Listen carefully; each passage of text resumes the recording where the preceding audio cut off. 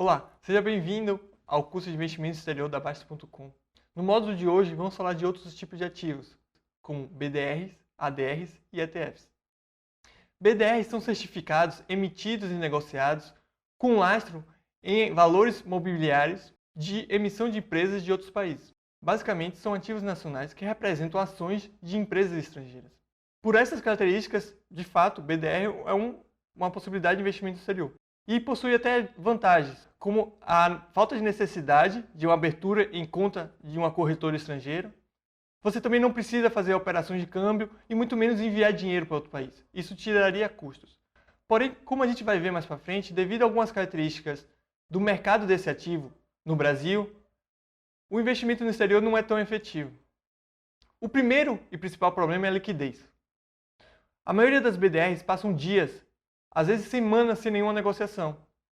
Então fica parecendo fácil adquirir a ação de uma empresa estrangeira pelo sistema Bovespa. E de fato comprar é fácil. O problema está quando o investidor decide vender sua participação na empresa. Ele pode encontrar muita dificuldade, já que não tem nenhuma negociação. Portanto, o risco é maior. Outro problema da BDR é que é um investimento nacional, ou seja, o seu dinheiro fica no Brasil e ele é vendido em reais. Apesar de o lastro estar em dólar, mas ainda assim não é a mesma coisa. Por fim, tem a questão dos níveis. A BDR pode ser separada em dois tipos, não patrocinada e patrocinada. Sendo que a patrocinada pode ser diferente em três classes, nível 1, nível 2 e nível 3. A primeira classe, a empresa não precisa nem ter registro na CVM. Já as duas outras, precisa. Porém, apenas na terceira classe é que você vai ter uma abertura simultânea da empresa em duas bolsas diferentes, na de sua de origem e na do Brasil. Em relação a patrocinado e não patrocinado, é a questão da companhia fazer parte do programa de BDRs. Na não patrocinada, a empresa não faz parte desse programa. Basicamente, são bancos que têm ou compram essas ações no exterior e decidem revender aqui. Portanto, a gente vê que não tem nenhuma participação da empresa nesse processo. Todas as questões tiram a credibilidade do programa das BDRs, assim como a possibilidade de investimento no exterior através delas. Nos Estados Unidos tem esse mesmo ativo, só que o nome lá é ADRs. São ativos de empresas fora dos Estados Unidos vendidos nas bolsas dos Estados Unidos. Porém, diferente dos BDRs, esses problemas encontrados não se repetem. A liquidez é mais do que suficiente para você ser sócio de uma empresa através das ADRs. Além disso, a procura por grandes empresas por abrir capital nos Estados Unidos é gigantesca. Portanto, a maioria das ADRs são justamente nível 3, abertura simultânea de capital na Bolsa de Nova York ou da Nasdaq, assim como na Bolsa do país da origem. Dessa forma, ampliar seus investimentos no exterior através das ADRs é sim viável. Outro investimento que você pode optar para ampliar ainda mais seus investimentos no exterior são os ETFs. Lembrando que não deve ser uma prioridade a utilização deles. O certo é que o investidor escolha e selecione os próprios ativos que vai investir. Porém, alguns ativos, empresas, títulos, não são fáceis de acesso, principalmente para o pequeno investidor.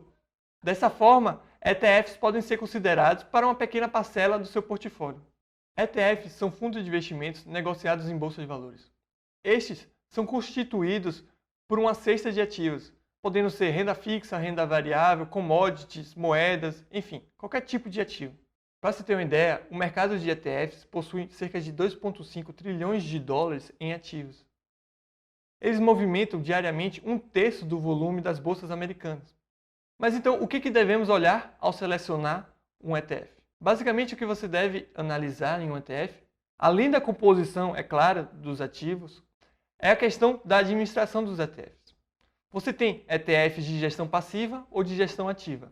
Na gestão ativa, os gestores que vão decidir quando, quanto e quais são as ações, por exemplo, se for um ETF de ações. Mas quais são os ativos que vão ser colocados e retirados e quando vão ser retirados?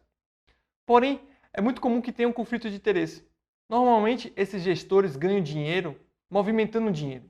Só que os acionistas, no caso aqui, os cotistas, eles perdem dinheiro quando esse dinheiro é movimentado. Uma coisa na bolsa de valores é cada vez mais verdade também. Quanto mais tempo você deixa o dinheiro parado, melhor o seu retorno.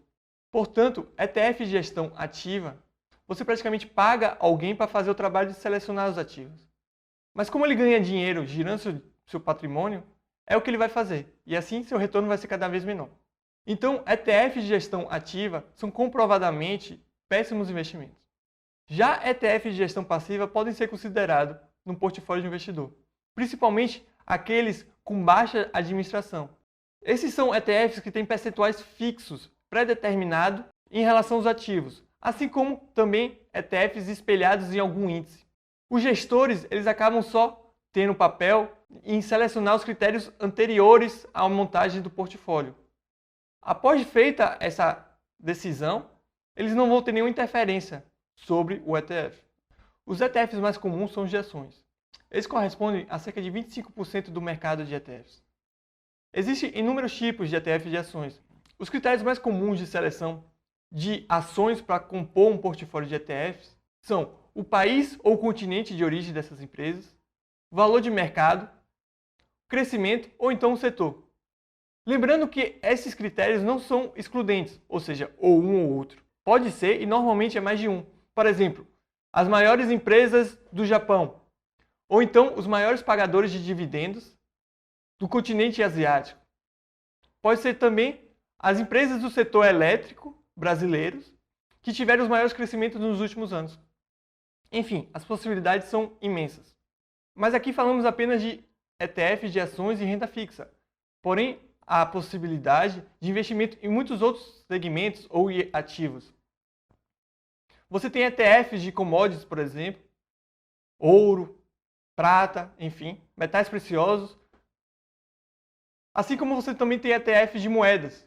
Você pode ter ETF de moedas de países estáveis, moedas de países instáveis, enfim. E por fim, você também pode ter ETFs de ETFs, que é basicamente um fundo de investimento formado por inúmeros fundos de investimento. Então esse foi o módulo sobre BDRs, ADR e ETFs. Dúvidas? Poste na área de investimento exterior na Basta.com.